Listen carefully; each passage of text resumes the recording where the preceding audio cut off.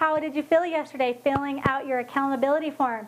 I hope that your results were super great and you can say, wow, look at all that I've accomplished in this week. Isn't it crazy what you can do in 1 week? Okay, I know you loaded and then you lost all that, but look at the additional weight that you lost. That is amazing. But what if your results weren't entirely as high as you had hoped that they had been?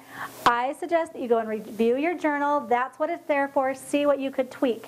Maybe there's some things that kind of aren't adding up. You know, sometimes if you eat lunch every day at noon, and then one day you don't eat lunch until 3 o'clock in the afternoon and dinner till 8 or 9, that's going to affect what your weight loss is the next morning, okay?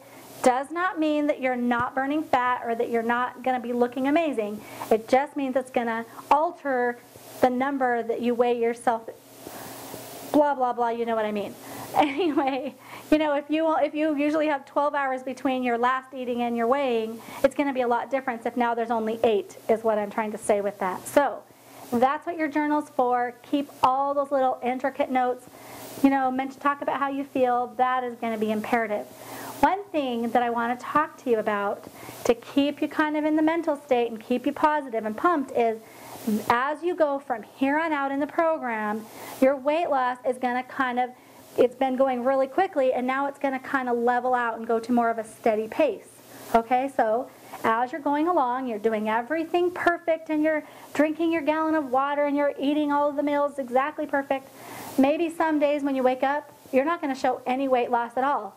Don't get all stressed out because maybe the next day it's going to be 1.5 pounds or something. You know, that is not unheard of. So a lot of times it'll go kind of like this and there. So you got to kind of just what you're going to want to start doing for the rest of the program is looking at your 7-day average. Maybe a couple days. So if one day you wake up and it's not super great weight loss, don't freak out too quickly. But then wait until the next day and the next day and start seeing what your average is. You want to be losing on average 4 to 6 pounds in 7 days. That is average weight loss. Some people lose quite a bit more and some people hopefully don't lose too much less than that because that's kind of very low. But you want to be able to be at least 4 to 6 pounds in a week's time.